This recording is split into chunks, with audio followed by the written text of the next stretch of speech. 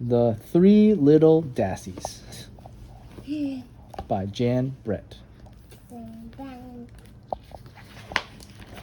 The Three Little Dassies.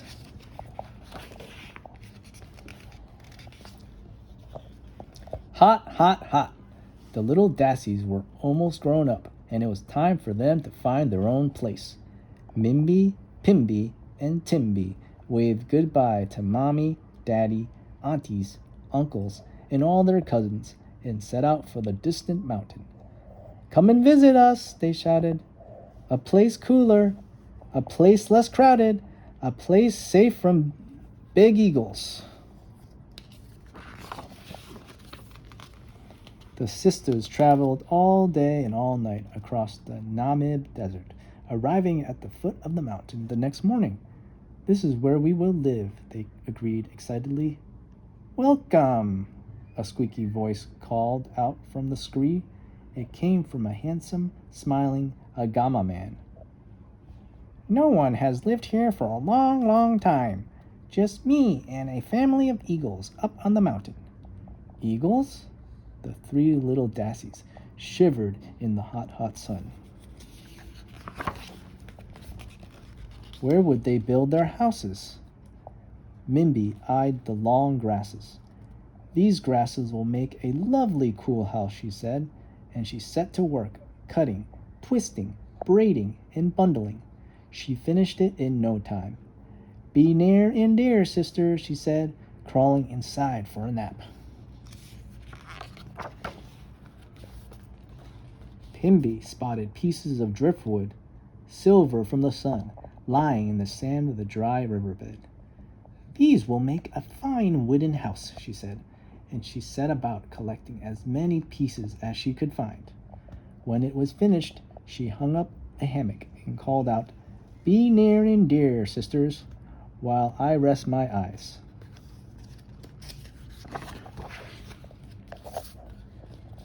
Timby looked at the rocks around their mountain. "I will make a stone house," she said, "but it won't be as easy to build as one made of grasses or sticks." And it wasn't. She had to work all day in the hot sun to get it finished, in time to sleep in it that night. Agama man had been watching them. He was happy they were staying on. He had missed having company.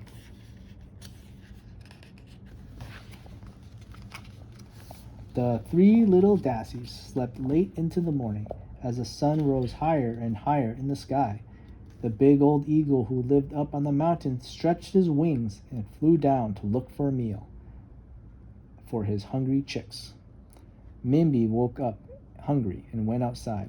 Suddenly, a long-winged shadow passed over her. "The eagle!" she cried, and she hurried back into her grass house.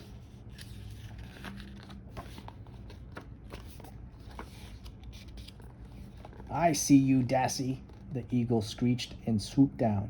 "I'll flap and I'll clap and I'll blow your house in," he squawked, beating the air with his wings until the grass roof sailed off.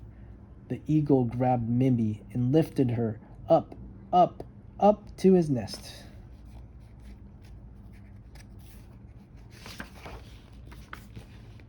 But the eagle was greedy. No sooner had he dropped Mimby into the nest than he spotted Pimby in front of her stick house far below. Two Dassies would be double delicious, he thought, and down he went, feathers flying. Pimby looked up and saw him coming. She turned and ran back inside.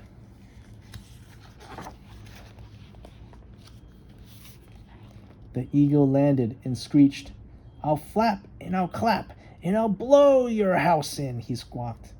Twigs flew, sticks rattled, until Pimby's stick house fell apart. Then, just like Mimby, she felt herself being lifted high in the sky and plunked down in the eagle's nest.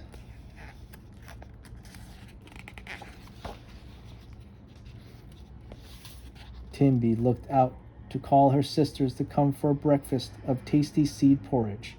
But instead of a grass house and a stick house, she saw a long shadow streaking across the rocks. "I see you, Dassie. Here I come."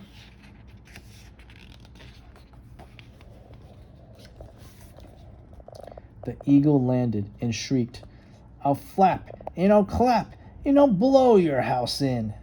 He flapped and clapped and beat his wings. Dust and sand blew everywhere, but the stone house didn't move. He tried again, flapping and clapping even harder. Dust and sand got in his eyes, but the stone house didn't budge.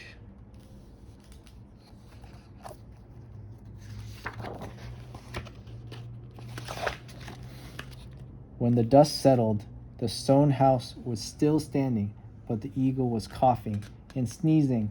His wing feathers were bent and broken, and he was missing tail feathers.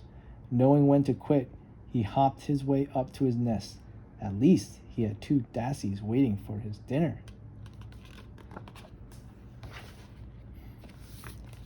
The eagle reached his nest, but the dassies were gone.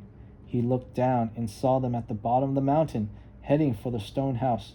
It was his last chance. He streaked down toward the open chimney.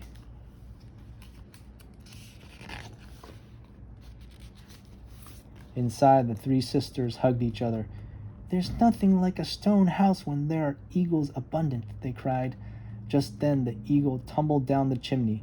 "I'll flap, and I'll clap, and I'll—" A hot blast from the fire hit him. "Fly home for a nap," he squealed. As fast as he could, he squeezed back up the chimney and flew home, all black and singed from the smoky fire. And Mimby, Pimby, and Timby never saw so much as a tail feather of that eagle ever again.